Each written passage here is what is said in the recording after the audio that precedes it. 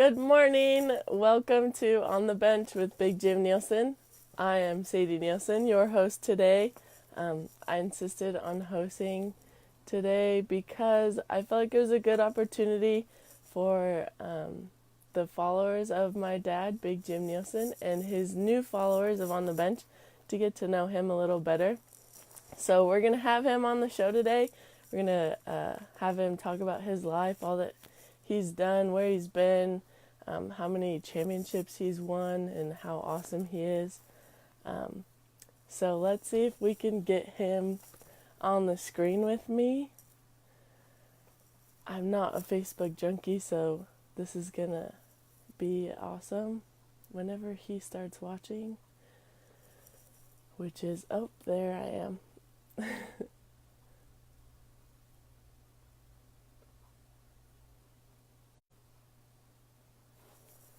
Let me see. I don't see. Sure, we'll tag.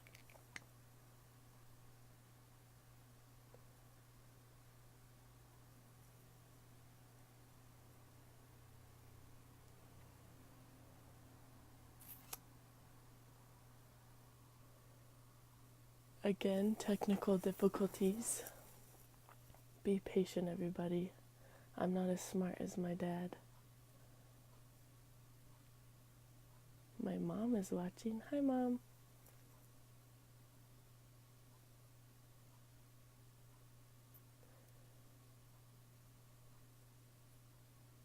Okay. Dad, if you're watching, you need to request to join the video because my Facebook page is private.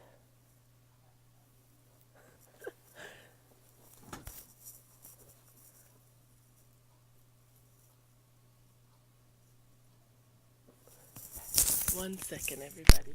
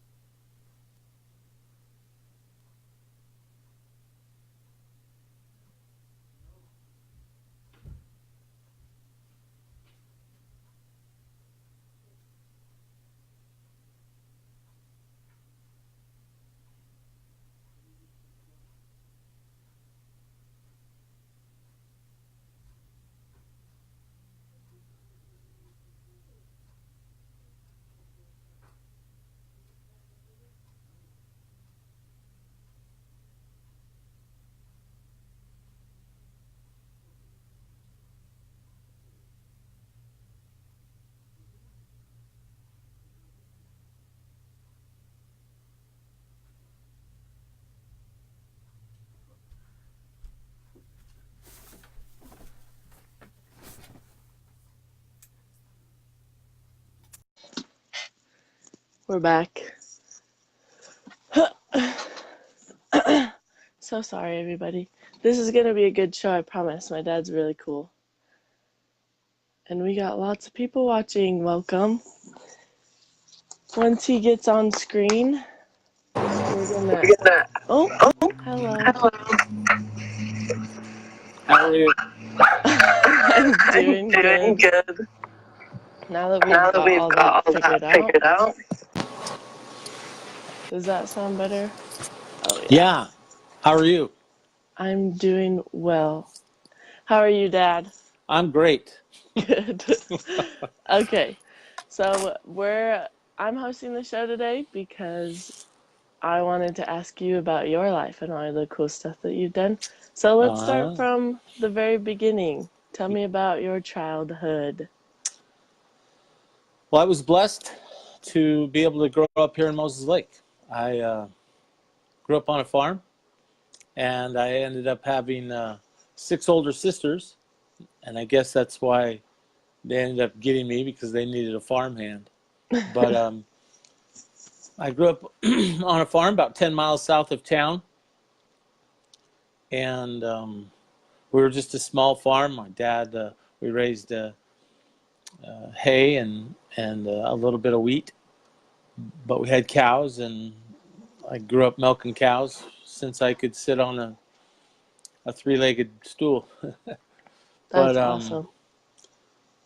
learned how to work, and uh, it was the best way to grow up, in my opinion. Growing up on a farm, and I, I miss that, but all my kids Well, are city dwellers. yes, all the kids never knew the farm life, Right. and that's okay. So tell us about when you started playing sports. When did that all begin? um, my first sports was Little League baseball over at Lakeview Elementary School, and the first year that I joined up, I was in the minor leagues, and I can distinctly remember waiting for that phone call to see what team I was going to be on, and it never coming, and finally I found out that they had um, they had more kids than they had in the past or whatever, and they needed another team, and so they ended up having an expansion team, and I was placed on that team, and it was a cool experience um, to be able to play baseball. I had a couple of my friends on that team, and um, but I don't know, I was 12, You were little. 13. Yep. Yeah, I was a young man. Most of my sports, though, was in scouts. We were always playing some sort of game in Cub Scouts or Boy Scouts, and I developed a lot of my competitiveness there.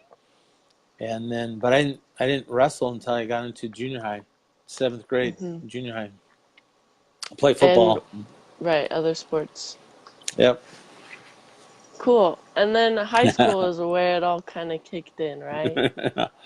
Which you Yeah, started your sophomore year, like the olden and days. right in ninth grade was still junior high back in my day. I didn't go to the high school until we were 10th graders when we were sophomores, and um, Frontier and Chief Mo would combine and make the high school, and we were always pretty competitive with Frontier in our wrestling and football, and then when we came together, we had a pretty good sophomore team in football.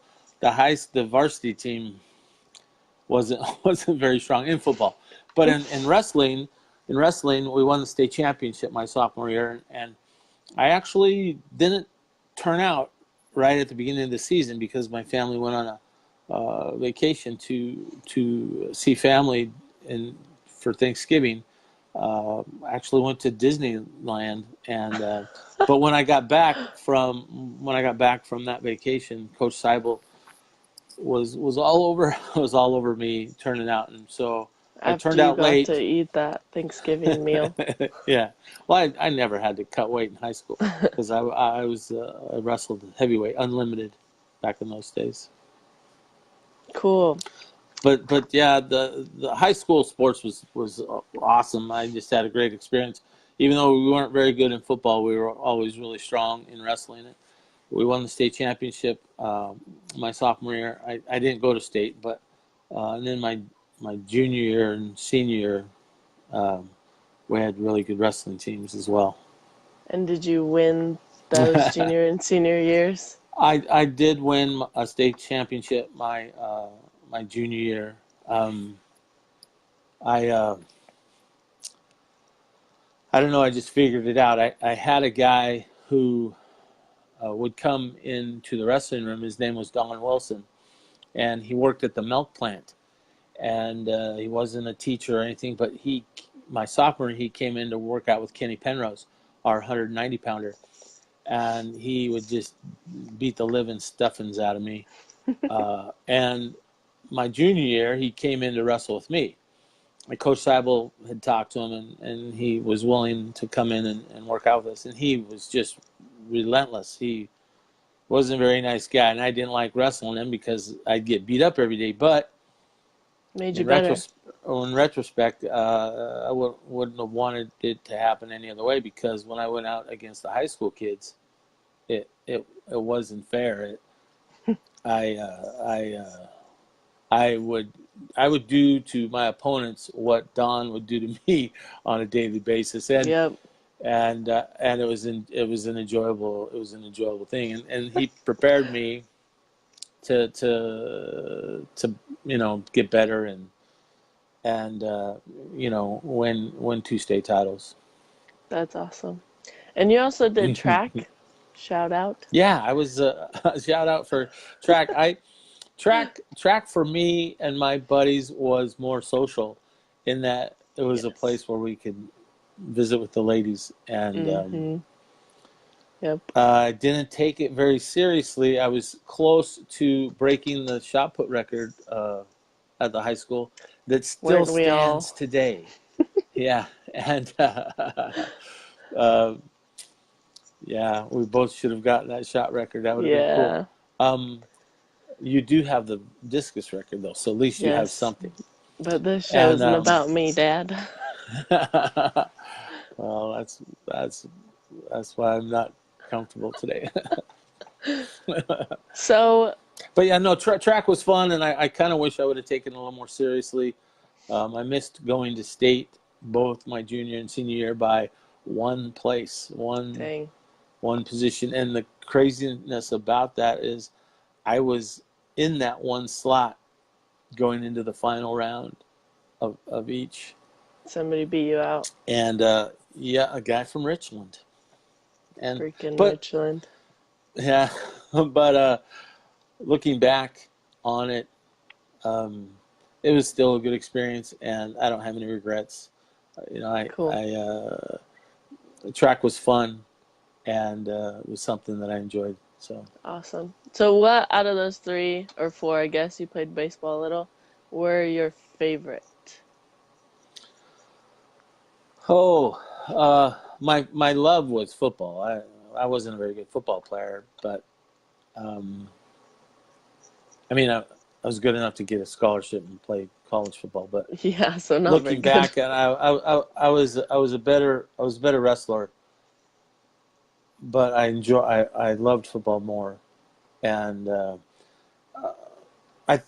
coaching, my coaching in wrestling was, Hall of Fame. Ron Seibel and John Lane and Craig Skizik and Monty Radall and John Wagner, all of those guys. Yeah, I'm name dropping. I had some really good coaching, and they, and Don Wilson in wrestling was, to have him as a workout partner, it wasn't fair to the other high school kids. Looking back on it, at the time, I was in misery. I would sit in front of my locker and be moping, and people would go, "What's wrong?" And I'm like, "I saw Don Wilson walk into the gym," and I just dreaded it, because it was brutal. It was brutal having to wrestle with him every day. Sure, that was a good learning experience. Though. Something that shaped me into the wrestler, because I didn't have someone to push me like that when I got into college. Cool. So let's talk about college a little. How did you get recruited? Who did you talk to? How did that process go? Well, I ended up playing. I played on a football scholarship at Idaho State University, and the way I got there was I went to BYU football camp in the summers after my sophomore and junior football seasons, and the offensive line coach Dave Craigthorpe, uh, he left BYU after the last year that I was there, and he went to Idaho State. And my senior year, In high we got school. a new in high school. Our new football coach was Bud Hake, and he had left Idaho State. That's where he last coached. He's from Hoquiam, and he wanted to come back to Washington, and he took a counseling job or assistant principal job, and then he took the head football coaching job here at Moses Lake. And Coach Craigthorpe called him and said, "Hey, can this Nielsen kid play? I had him at football camp, and so I remember him, but can he play football?" And this was after my senior season, and Coach Hake told him that he felt like I was as good or better than the kids that were playing on the team currently, because he had coached some of those kids. Mm-hmm. And so Coach Craigthorpe started recruiting me, and I got to go on a visit there. And unbeknownst to me, the BYU and BYU had recruited me, and then they finally told me that they had found better kids. But the wrestling coach had been telling people, BYU wrestling coach, had been telling people that I was going to go there to wrestle. And I had never talked to him. And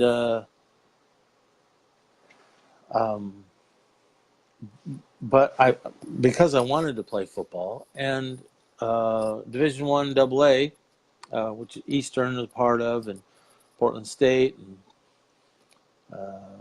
Weber State, Montana State, Idaho, Boise State were all part of the Division I AA programs then, and it was a great fit for me, I thought, and so that's where I decided to go. I didn't have any other. I didn't take any of the trips. I had some people call me about wrestling, but like I said, I wanted to play football. I wanted to play professional football, but Right. my love was football, and wrestling was fun. I was successful at it, but my avenue was more in the football realm, is what I was thinking, and so I went to Idaho State to play football. And your freshman year, you guys won the national championship? And that even made everything more cool, because we had a really good football team and a great offense. And I had I was blessed in that I got to play D-line. I got recruited as an offensive lineman, and I played offensive line for 3.5 days. The in between practices of the first day of pads, the morning practice I was an offensive lineman. In the afternoon they moved me to defensive line because of some needs the team had. Coach Craigthorpe, and he was our offensive line coach. He pulled me out of the meeting, the offensive line meeting, and everybody was teasing me like I got in trouble or something, because we were all in the locker room waiting to meet, and he walks in, he goes, "Jim, come out here." And then everybody thought I was in trouble. Naturally. And he asked me, "Would you play D-line for us?" And I was like, "Hey, Coach, I'll play wherever you want me to," because I just wanted to play. And the thing about that is I would have never played a varsity down because we had 5 really good we had more than 5 really good offensive linemen, but 4 of them were seniors and 1 junior, and they played every down. They never came off the field. And all of the other freshman offensive linemen they never played. Never played. And I went to the D line and ended up backing up a senior at strong tackle, and he got hurt every game, and I played every game. In one game against Reno, he got hurt on the first play, and I played the entire game against the guy who ended up playing in the NFL, and I just really fortunate and blessed to have things go the way they did for me. Yeah, that's Pretty awesome. cool. So you played your sophomore year, but had an injury, and that Yeah, was against Montana, I was playing a weak tackle where I played over the guard, and for whatever reason, they had me play more in the gap than on the outside shoulder of the guard. And so I was a step behind, and the tackle caught my knee on a play and blew my knee out. And I ended up having surgery on Sunday, oof. the next day. Me and another defensive player, one of our linebackers, Lem Nally, we ended up spending a couple days in the hospital together. Dang. It was we had 4 games left in the year, so we ended up, I was able to play 7 games, and I had a pretty good season my sophomore year, but ended up with a knee surgery. Yeah, so you took the opportunity to go on your mission then? Yeah, I submitted my mission papers and left in February. And where were you called? I was supposed to go to Mexico City, but never received a visa and ended up spending 4 months in Arizona waiting on a visa. And I worked in the Tolleson-Litchfield Park area, west of Phoenix. And then they changed our mission call to Argentina, Buenos Aires. And Cool. so I spent a year in Buenos Aires. Awesome. Yep. Then you came home and you had your junior year of football, Yeah. still at Idaho State, correct? Yep. I came home, and a lot of my teammates said that they had heard that I was transferring to Brigham Young, and I was like, I don't know where you guys got Probably just because you news. went on a mission. Right, but I loved Pocatello. I loved Idaho State, and came home, and my roommate after my mission was another guy who just got home off his mission. He was an offensive lineman, Bill Lasley, and he ended up redshirting that year, but I played and had a fun junior year. Creating havoc as much as I could, and then the heavyweight spot in the wrestling team opened because when I was a freshman at Idaho State, our heavyweight was Arnie Bagley, and Clyde was a big, gigantic monster of a man out of Oregon, Westland, Oregon, and he was a 4-time Big Sky champion. And he finally graduated and was done, and I came in and wrestled heavyweight for the Bengals. That's awesome. So, yeah. And after that first year, they had dropped the wrestling program, right? Well, after I wrestled, and I went to nationals my sophomore year. It ended up being my Right. sophomore year in wrestling. It was after my junior year of football. And in fact, that's when I met your mother. Yep. Was after that football season, and In December. in December, I had gone to Vegas and wrestled at Vegas, and then I came home, and I ended up meeting your mom at church, and we started dating. But anyway, finished that wrestling season. As soon as the wrestling season was over, they said that the next season would be the last season of wrestling. Gotcha. And so that summer, your mom and I got married in 1985, and I played my senior year of football, and junior year wrestling. And my junior year of wrestling, I went back to nationals, and I ended up hurting my shoulder. But while I was at nationals, a lot of the coaches around the country, Oklahoma State, they were talking to me about transferring there. It's a good pickup. Oklahoma State wanted, yeah, Oklahoma State wanted. Well, I was my junior year of wrestling. I ended up being seeded 7th, and I went into nationals undefeated because I didn't go to Vegas. I didn't go to Wyoming because my senior year of football, I averaged 65 plays a game, and so I was all beat up at the end of the football season. And so I didn't wrestle until later in December. So I went to nationals with only 16 matches. Anyway, I just I really considered Oklahoma State because what a great opportunity. But they had a really good heavyweight that they wanted me to redshirt, but I didn't have any more redshirt years just because I had gone on a mission and I had wrestled my other years. But anyway, but the BYU needed a heavyweight, and I talked with Coach Albright, and after nationals, I flew into Salt Lake, and my wife and I went down to BYU to look around. So did you go to BYU and then go to the Atlanta Falcons as a free agent, or was that after?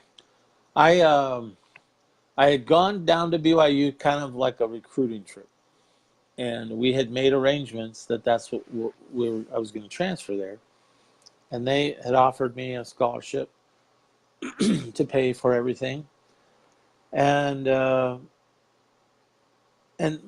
my first goal was always to play professional football, and after nationals, and I had subluxed my shoulder at nationals and ended up had to default out of the tournament. But when I got home and got well, a friend of mine here in Moses Lake, who's acting as my agent, Garth Dano, he had been in contact with some teams, and I started getting talked. I talked to some teams about, and I'd done some pro day tryouts, running the 40 and those kind of things. And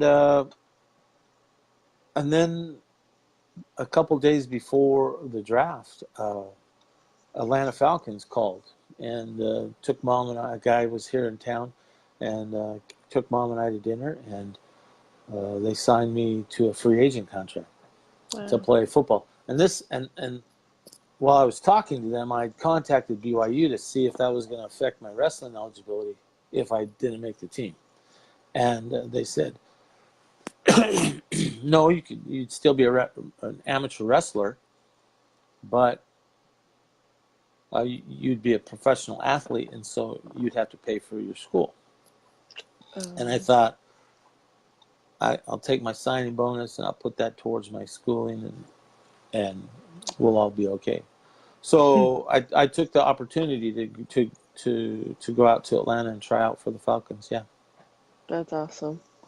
yeah, It was a great experience because it was something that I would always aspire to be and to do, and then when it happened,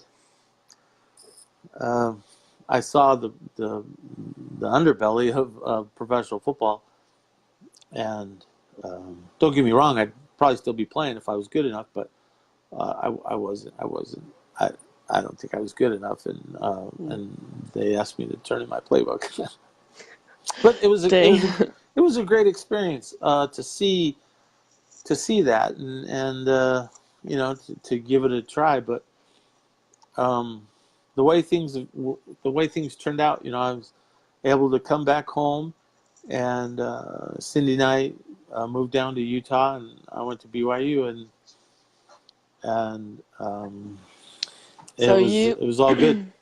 Right, you finished your wrestling season at BYU, and you only had one, right? Right. I in the fall, I just worked out. In fact, I had to cut weight because First time for you. it was the first time that the heavyweight had a weight class, 275, and I went into football camp at Atlanta at 295. Dang. So the fall I just I ran and got in shape and got in wrestling shape. I got down to about 265. To Dang. wrestle my senior year at BYU. That's awesome. So when you finished, well, that senior wrestling season, you were Western Athletic Conference champ, Yep, regional champ, and then yep. an NCAA All-American. Yeah, I was had a good year. That's awesome. Yeah, it was fun. We got to go to Hawaii for a tournament, and I got to wrestle my friend who was a nemesis at the time, Tom Erickson, back we wrestled in the finals at Vegas, and then we went back to Stillwater and wrestled in Gallagher Hall, and and Now you actually guys are friends. yeah, we're buddies now. He coaches at Lane College in Arkansas, and he's a college wrestling coach, and we stay in touch. And, uh, Cool. and that's the thing about the wrestling world is, you make friends because it's a brotherhood and it's a family type of a thing. hmm That's awesome. And you stayed on at BYU after you graduated and assistant coached for 2 years? Yeah, well, I was still working on my undergrad degree, and the deal with Coach Albright was to wrestle 1 year, and then he had me be the heavyweight coach for 2 years, because that's what we kind of calculated that it would take that long to finish my sports medicine degree. So I ended up coaching 2 years, and which was a great experience, and I uh, I ended up doing all the reffing in the room, all the challenge matches reffing, and Daryl Henry, who lived in Pleasant Grove, came in to watch practice one day and saw me reffing, and he was like, "Dude, you need to ref." So I started ref in high school while I was in Utah, and it was a great experience to take what I learned from the reffing, and I used it down there. We had we had a uh, Mark Willis was our 190 pounder. We had two different heavyweights that I worked with. One was a football player, Mark Smith, and another kid was a kid who transferred from Weber State. And so I had some good kids to work with, and it was fun. It was very enjoyable, um, and at the same time, I was getting my sports medicine degree. Right. And your last year of assistant coaching at BYU, you went to the U.S. Open pre-Olympic trials. Is that right? I went to the U.S. Open in '88, and this was the summer before I graduated. And after, well, I finished my senior year was 1987. Okay. And so the next spring, the next winter and spring, when I was wrestling with the team, I thought that I was wrestling better than I had ever wrestled uh, while I was competing. hmm And I was like, you know what? There's no time like the present. And I felt that it would be an opportunity to see where I stood. So I went to the U.S. Open down in Reno in '88, and this was the Olympic year of the Seoul Games, and I ended up taking third at the U.S. Open, and I beat Matt Gaffari, who wrestled in the Olympics in Greco-Roman for the United States, and I ended up beating him. In fact, that was that was the last year he wrestled freestyle, and but I lost to Tom. I lost to Tom Erickson again. I just could. He had my number, but it was really fun. And then and then I was third on the ladder going into the pre Olympic trials. And so I started training for that. And then I went to the Tulsa pre-Olympic trials, and I just didn't wrestle very well at all. And that was my wrestling career. But it was a Dang. great opportunity. It was a great opportunity to take what I'd learned and all my experiences and see where I stood. And it was a cool thing. That's awesome. 88 was a big year. You got to do the Olympic trials and all that stuff, and that is when your first child was Child. born. Yeah, I was I was an athletic trainer and in charge of the football. I was assigned to the football team, and our doctor, Cindy's baby doctor, kept saying, "Oh, anytime now, anytime now." So, and I could have gone on a trip to Hawaii and Air Force and one other, and but the doctor kept saying, "Hey, he could come anytime. The baby could come anytime." So I stayed home from all these trips, and then finally she was overdue, and we finally set a date for Friday, uh, November 17th, and that Saturday BYU was playing Utah. And at all week during practice, the guys, I could just tell they were overconfident, and they thought they had this in the bag, and I was like, you can't, this is too big a game to take it, to be overconfident, unnecessarily overconfident. And so I bet all the nurses, they all bet for BYU, and I was like, sorry, that it's not going to happen this weekend. Because I was in practice. I saw. Yeah. I was an outsider on the inside, helping guys with their injuries and all that kind of stuff. And I knew that it wasn't going to happen. And sure enough, I won. So was that game an upset, or was BYU expected to win that game? Yes. Unlike yes, it was. Yeah, few past years. But you can't. That game is so special in that it's such a heated rivalry, Utah BYU, and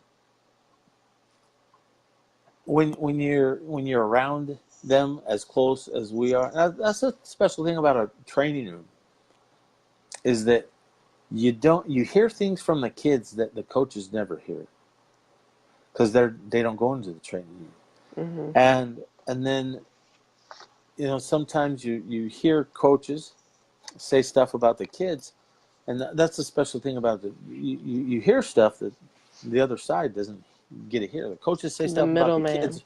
Yeah. And having played college football and had been around it, and I watched it my senior year of wrestling, which was a couple years before. I watched Jason Buck and Sean Knight and all those guys, go through the football program, and we became friends. And I had a lot of good friends that supported BYU wrestling because they'd come watch me wrestle. But I knew that Utah was going to win that weekend. But Friday night we had little Andrew, and then the Friday before the Utah game. The Friday before the Utah game, yeah. Wow. Is when we had Andrew, Friday, during MASH. Grandpa's favorite show. That's awesome. It's a show we used to always watch. So that's awesome. That's kind of like your collegiate career, getting into your athletic training. Before we move on to stuff after that, tell me your favorite collegiate memory, like whether it was a championship or a special game or wrestling or football.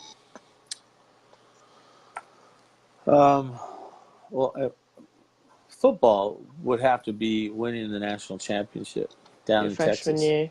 My freshman year. Because we were playing Eastern Kentucky, and this had been their third straight title game. And so they were very experienced in playoffs and being really good. And I remember this sign. Somebody had drawn a big sign of a cleat smashing a mashed potato. Not a mashed potato, but a baked potato. Because, from Idaho, Idaho and it was like, potatoes, yep. and the thing said, smash the spuds or something in that reference. For the Eastern Kentucky was going to do that to us. And we beat them. I was like 42-23. It was pretty Dang. decisive. Nobody Yeah. could defend our passing game. And there I go again. Coach Craig Thorpe was the offensive line coach as well as the head coach. And those guys, they were such a good, cohesive offensive line. And we had a really good scat back, running back, Dwayne Wilson.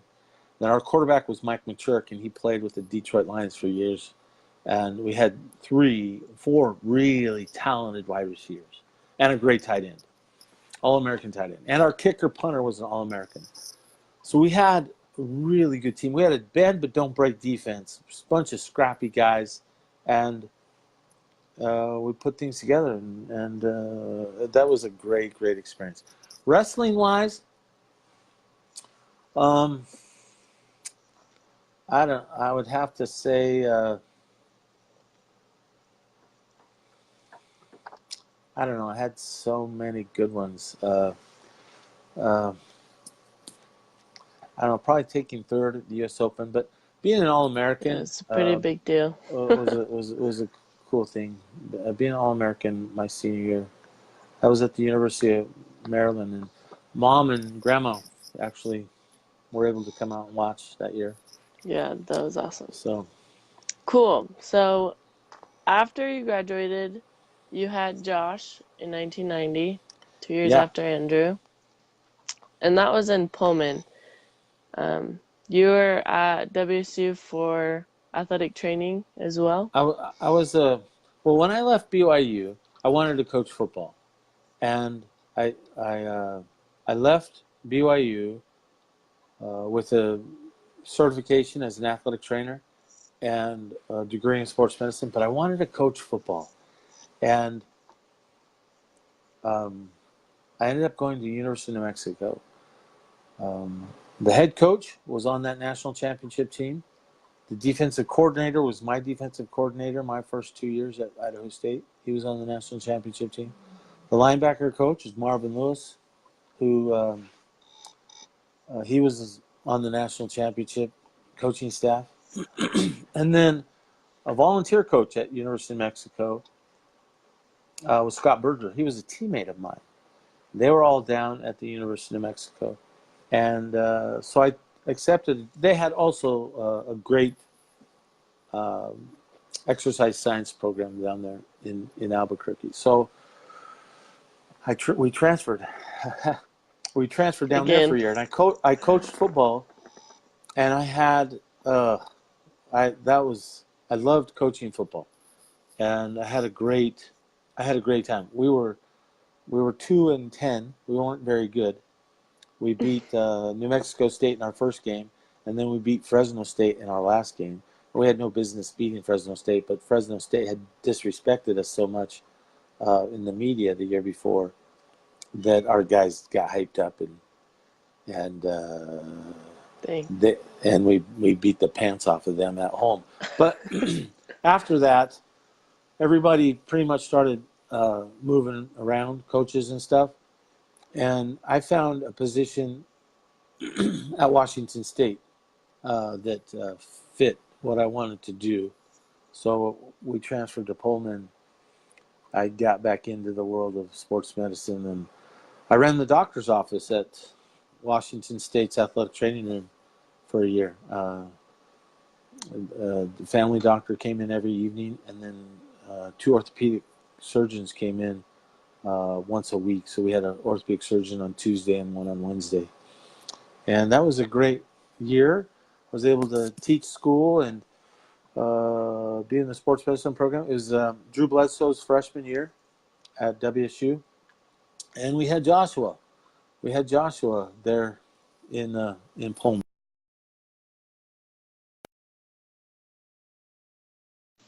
We had all those things happen. Yeah, that was pretty awesome. So after that year, you guys moved to Arkansas, correct? That's where I come um, in. that's right. Yeah, we left Pullman and took a job as an athletic trainer in a sports medicine program, Martin Ian Sports, and I covered high schools down in Little Rock, and I specifically covered Pulaski Academy. It was a private school that Dr. Martin's kids went to, but I covered all their sports, and it was a very cool experience. Um, and my daughters Madeline and Sadie were born down there, so it was. But Yep, a bunch of different great experiences happened while down south. down south. Yeah, Yeah, you got to work at the Olympic Training Center in Colorado Springs. yeah. I signed up to be a part of the volunteer training staff, and trying to remember what year it was. 1996. 1996, because it was an Olympic year, and the USA, the USA women's basketball team came in, and Ruthie Bolton Holyfield was someone that I got to work with. She had hurt her knee, and I was able to work with her. I worked with the Taekwondo team, and then I always had an interest in wrestling, so I went to their practices as much as I could. But I was at the Olympic Training Center for I think 2 weeks. I worked. It was like an internship, but Mm-hmm. that set me up because while I was there, uh, Bruce Baumgartner, who was a world Olympic champion heavyweight, uh, in 1988, after I took third, he invited me to come back to Edinburgh to work out with him, getting ready for the Olympics. And Cindy was pregnant with Andrew, and I needed to work, and I had all these different excuses, and that's like my only regret was not taking him up on that offer. And he's sitting on the training table, and I'm treating his shoulder, and he was like, "You know what? Why didn't you ever come back and work out with me in 1988?" Oh, and I was like, "Because I'm an idiot." And to this day, that's my only wrestling regret, was not taking, because it's only been a week or two, maybe 2 weeks. But an Well, opportunity to work out with Bruce for that long would have been a wonderful thing. yeah, I feel like you got a chance to redeem yourself in 2000 when you went to Oh, wrestle when freestyle. right, and we moved back to Washington in 1999, and um, Jamie Wise was assistant wrestling coach at the time, and he was like, "Jim, you got to come wrestle. We're gonna go wrestle." And so in the 2000, I in the veterans division, which is over Yeah, 35 years old. still counts. That's So cool. I got my weight down, and we went to Oregon State and wrestled in a tournament. And a couple of college kids, one in particular, really took it to me. Really good wrestler, and but I had held my own against a bunch of other kids, and I had done well. And then I went to nationals, and I won the heavyweight veterans Class A. And that was all that I was thinking of doing, was just wrestling at nationals. And when I ended up winning, everybody on the veterans team that had gone to the world championships in the past, they're all like, "Hey, we've never had a heavyweight go to worlds with us. You need to come." And so I had a bunch of guys pressuring me. I felt pressured to go and do That this. And was so, good peer pressure. yeah, so Jamie and I both were national champs and qualified for the World Championships in 2000. And so we did a bunch of fundraising, and Jamie and I, we took our wives and we went back. We went to Germany to wrestle in the World Championships, and what a great experience that was. I ended up taking second, I ended up with a silver medal, and what a great experience to make new friends on that level. And ironically enough, I traveled with USA Wrestling as a trainer a couple times that year to Poland and to another place. But just seeing the same people in the same, from the veterans level that ended up being on the international scene, because I traveled with the USA Wrestling team. 2000 was a very, very cool year for me as far as wrestling. I was able to wrestle, and I was able to go to some world events. And then in 2001, I was able to be this trainer at the World Championships in Greco-Roman wrestling. So Yeah. really cool experiences to be able to work with elite athletes at the world level. And Drew Meal Byers ended up being a world champion. And this was the year after Rulon Gardner, my good friend Rulon Gardner, won the Olympic gold. And then I got to travel with Rulon in his comeback from the Olympics. It's kind of a cool thing. Yeah. You got to travel a lot in 2001 and 2002 as well. And you went to Greece and Budapest and Hungary again for the Greco World Championships. And then you also have an Uzbekistan freestyle tournament in the mysterious year of 2000 and I question mark. I don't remember what it was, but I went to.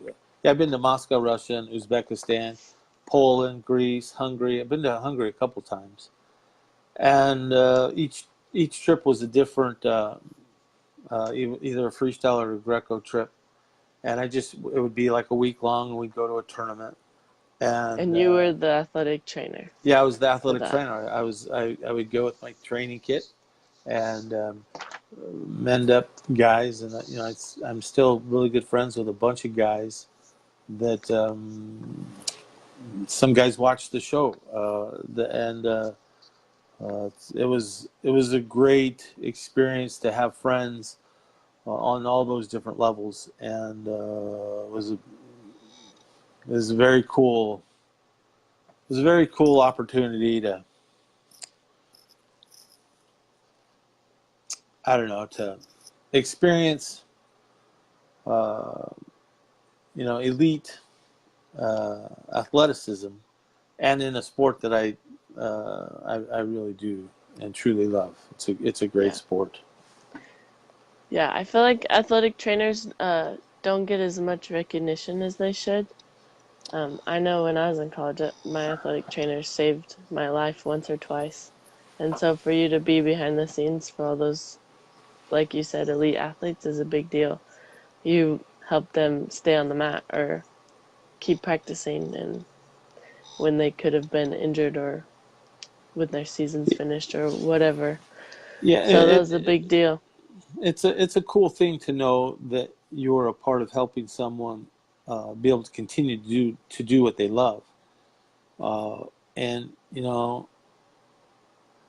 I specifically remember a time where one of our wrestlers, actually two of our wrestlers, came from Cuba, where one had split open his chin and one had split open his eyebrow, and they had been stitched up by the doc in Cuba, the team doctor, the American team doctor, and then they get to Hungary, and they start training again, and they split themselves open again because they should have left the stitches in my opinion, but Hmm. I'm not the doctor. But anyway, I had to glue these guys because I don't do stitches, but I can glue a cut open. I can glue an open cut closed. Excuse me, but uh, I mean they would have gotten through without me. But it was nice to know that I was able to help these guys and Yeah. patch them up and get them to where they were able to compete. So it's very, very cool thing. Yes. Always have loved athletic trainers. Well, I'm Um, glad to hear that. so after all of that cool stuff, you kind of got to settle down here in Moses Lake, and you've been here ever since. You've done some medical sales and then coached at the high school for a long time. Since Yeah, it's been a lot. when Andrew and Joshua were coming up through the ranks, I always wanted to be involved, and Seibel had me come in, and then when Coach Stanley came, he asked me to come be a part of it, and then when Jamie coached, he had me be an assistant. So I was blessed to be able to help those guys and to be around my boys when they were able to go through the wrestling program here. Yeah, that And was awesome. I all my coaching experiences have been really fulfilling for me. Even though, like at New Mexico, we weren't very good, but I loved the coaching. So Yeah. And while you were coaching at Moses Lake, can you remember how many state champions or team championships you guys took? I feel like it was a million. um, well, we never took a state championship. We were second a couple times when I coached, when I particularly coached.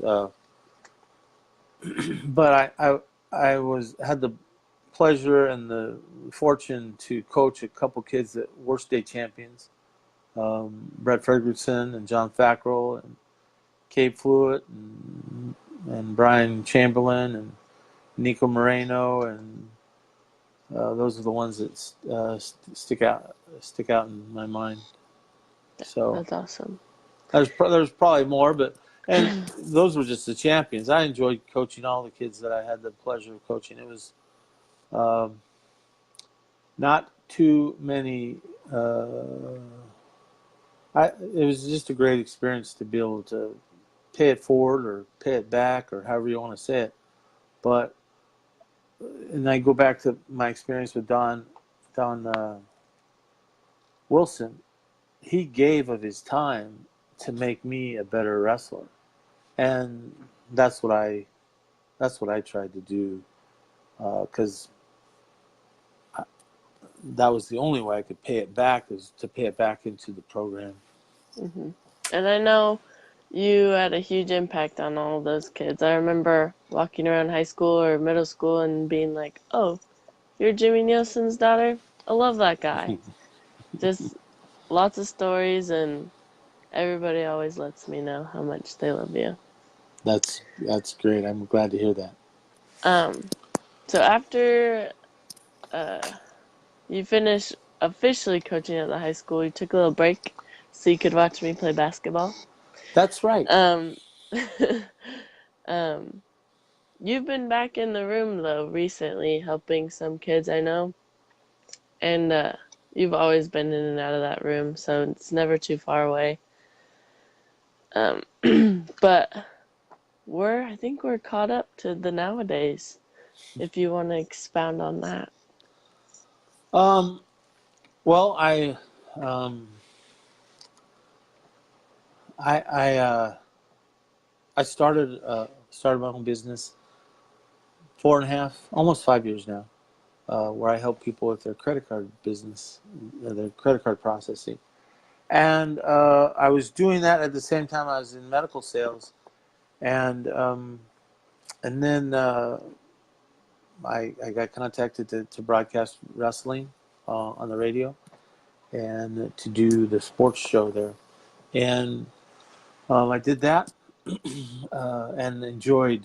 I immensely enjoyed doing the wrestling, the broadcasting of the wrestling.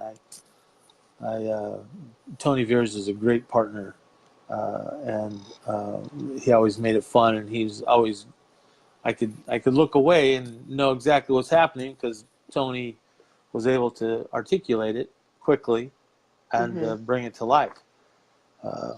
And I love that sport and what it teaches people and what it taught me. And so it's always been a great thing to do. And just recently, I've started this new, I don't know what you call it, Facebook Live podcast or video or Mm-hmm. show or whatever. And I want it to be about sports, but not only sports, it can be about anything. And I can sit on a bench anywhere and visit with anybody about anything. And I have, just recently, last Friday's show with Chandler Rogers, a great story. Kid has a great story, and I was able to hear it and share it with a bunch of people.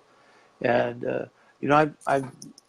I've been doing the Facebook thing for a year and a half now, and this is the first time I've really shared my whole story, and that's what I hoped that would come out of this. I was kind of nervous because I'd rather talk about someone else than myself, but it gives everyone an opportunity to see my different experiences, and how grateful I am for all the many blessings that I have from sports, from growing up Mm-hmm. on a farm, learning how to work hard, growing up in this small town, having lived in the big city, and how I love being from a small town, and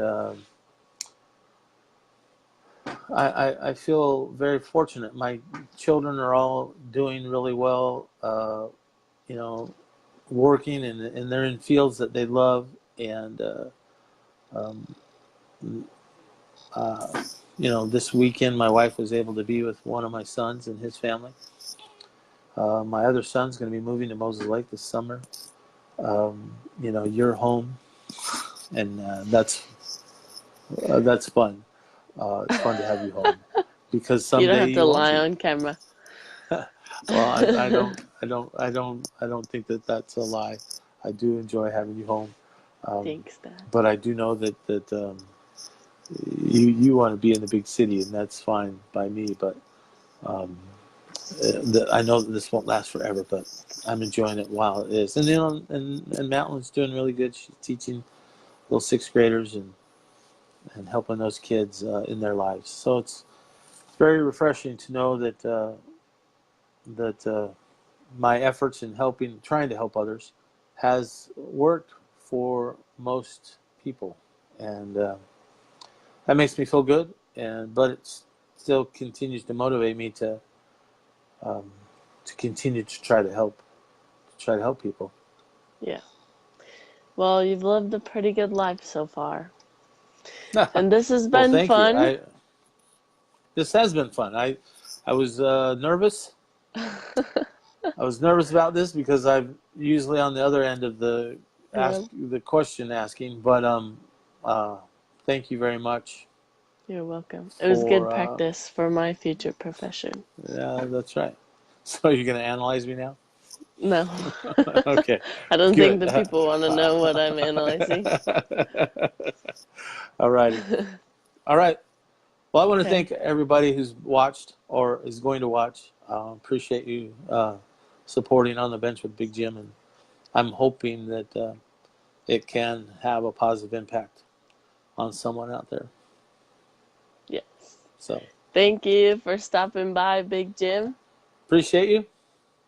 And Appreciate being here. yes. So we're going to wrap up the show, me as your host. Thank you, everyone, for coming by and listening to my dad's awesome stories. Your regular host will resume on Wednesday at 9 a.m. Please come back for him. Sorry I won't be here again. Thanks all for watching. We love you guys. Have a great Monday. Bye.